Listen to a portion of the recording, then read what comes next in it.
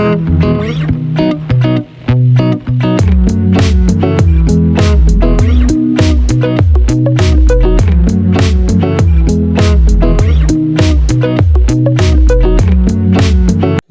back to Verboverse, your go-to channel for learning English while exploring fascinating topics.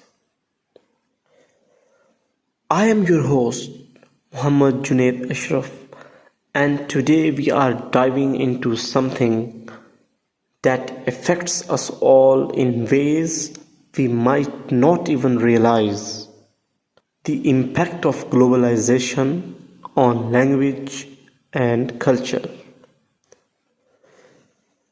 We often hear about globalization in terms of economics, politics, or technology. But what about language? How has this interconnected world shaped the way we speak, write, and even think? More importantly, how is our cultural identity evolving in this global age? Let's break it down. First of all, I would like to tell you what is globalization. To begin with, let's define globalization. Essentially, it is the process by which the world is becoming increasingly interconnected through trade, communication, technology, and travel.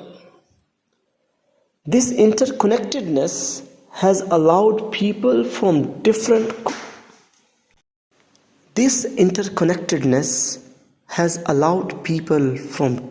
corners of the world to communicate and share their ideas, values, and traditions more freely than ever before. Globalization has significantly transformed not only how we do business, but also how we interact with each other, especially through language. This was the true definition, true introduction to globalization. The key vocabulary that I wanted to teach you, you can see on your screen. Globalization. Globalization, again, it is a process of increased interconnectedness among countries, typically in areas of economy, politics, and culture. The next is interconnectedness. It means the state of being connected with each other. And here we go, the next one, cultural identity. The identity or feeling of belonging to a particular culture. I hope you've got the idea. Moving on into our podcast, now let's look at how globalization influences language. Languages evolve, and thanks to globalization, this process has sped up. For instance, you can see that first example is there on your screen, that English as a global language. How is it an example that language is also evolved through globalization? One of the most striking examples is the rise of English as a global language. English is spoken as a second language by millions of people around the world. It has become the language of business, science, and even popular culture. However, this global spread of English has come with consequences.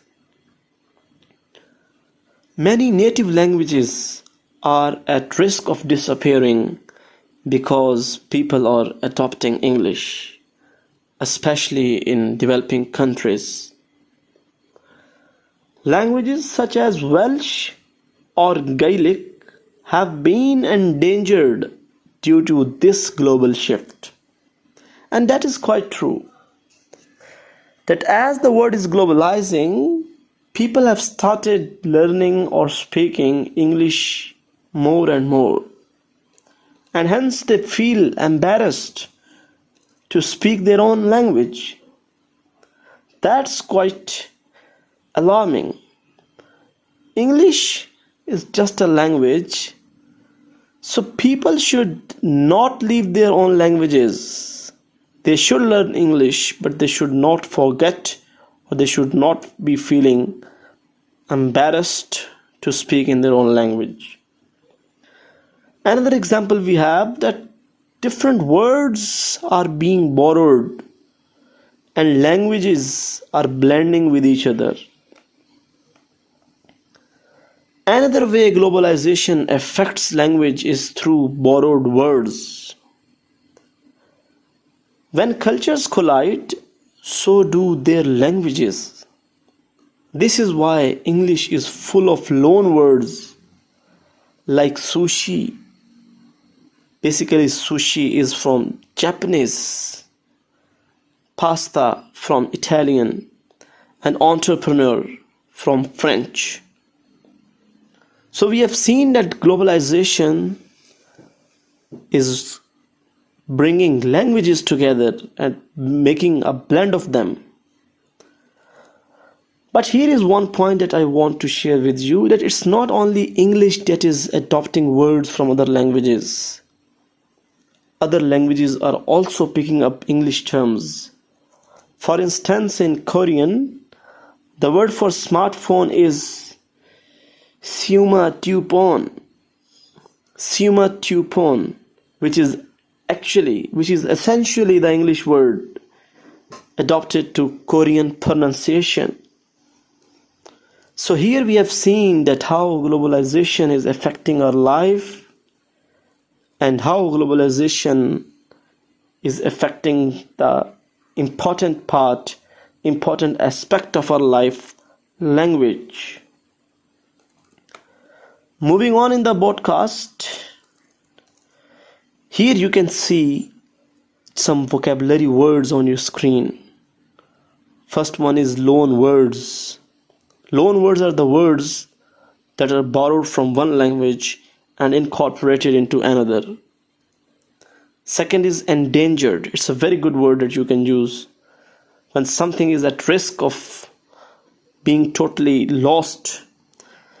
So endangered languages are the languages that are at risk of falling out of use entirely. Fall out of use means that are going to be not in use in near future. The next is linguistic evolution. It means the gradual development of languages over time.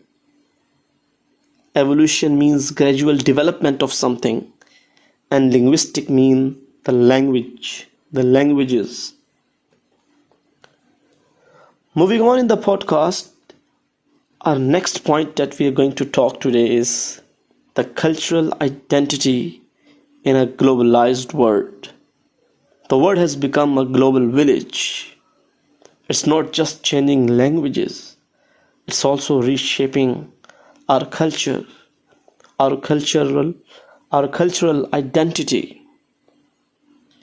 You can see the examples. On your screen. The first one is the blurring of cultural lines. How globalization is blurring our cultural lines.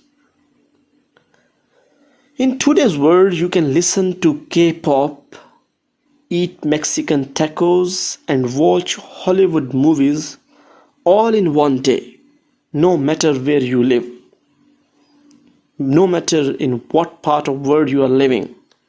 You can have an easy access to different cultural relishes, delights, movies, musics. So how the cultural lines have been blurred now, and world is becoming a global village. This is the beauty of globalization, basically. and it exposes us to cultures from all over the world. But with this exposure comes a blurring of cultural lines. People might feel their local traditions or languages are being overshadowed by global influences. For example, in some countries, traditional clothing and festivals are less practiced, and they have been replaced by some westernized forms of celebration. And that's true. People from east part of the world are actually copying or trying to be like Western world. And the Western civilization wants to be like Eastern one. In Japan, many young people are more interested in celebrating Christmas, which is traditionally a Western holiday, than observing their local festivals like Obon. So here we saw an example that how globalization is blurring our lines, our cultural lines, and how it's being blended. The next important point that comes in this heading is cultural homogenization versus cultural diversity. These two are big terms and they must be understood. Some people argue that globalization leads to cultural homogenization. The word cultural homogenization means the idea that cultures are becoming more similar due to global influences. So some people argue that globalization is leading to cultural homogenization, but some others still believe that globalization promotes cultural diversity. And cultural diversity means where people become more aware of different traditions and perspectives. So now it's up to you. How do you think on it? And let me know in the comment section that is globalization diluting cultural identities, or is it enriching them by blending old and new? You can see the vocabulary part on your screens. Cultural homogenization, the process by which local cultures become similar to one another, often losing their unique aspects. As we have already discussed in the previous part of our video, cultural diversity, the existence of a variety of cultural or ethnic groups within a society. That is cultural diversity. The tradition is very common word that we use. It is transmission of customs or beliefs from generation to another generation.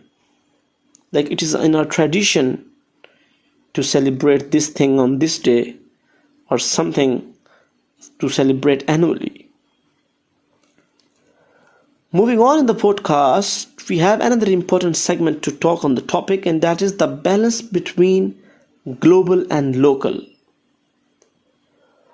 One of the big questions is how we can balance global influences while maintaining our local identities. It's a big question. For instance, how do we preserve endangered languages or local traditions in a world that increasingly promotes English and global culture? Now it's my question to all of you, like how do we preserve endangered languages or local languages and traditions in this digital world that is increasingly promoting English as an international language and other global culture? Organizations like UNESCO are working to protect endangered languages through education and awareness programs. Other committees are also playing important crucial role in keeping local traditions alive even as they embrace global trends. So here is an important point, that we should accept globalization, but we should not the traditions, the languages of our ancestors, because that was the basic thing we had got from them. We can maintain balance between global and local by preserving local culture. I can quote an example that in New Zealand, efforts have been made to revive TDU Maori. It is the native language of the Maori people. In New Zealand, the efforts have been made. We should also make efforts to preserve our native languages. It has been told that despite the prevalence of English, the New Zealand government and educational institutions are ensuring that young New Zealanders grow up learning Tirio Marai alongside English. We should also take care that our children, our young generation, know what their mother tongue is, along with the international languages, along with other globally affected or influenced cultures. We came across some vocabulary that we can revise here. Preservation. It is the action of protecting something. It's a common word that we can use. Endangered culture. It is a culture at risk of disappearing or becoming irrelevant. And the revival that is truly needed.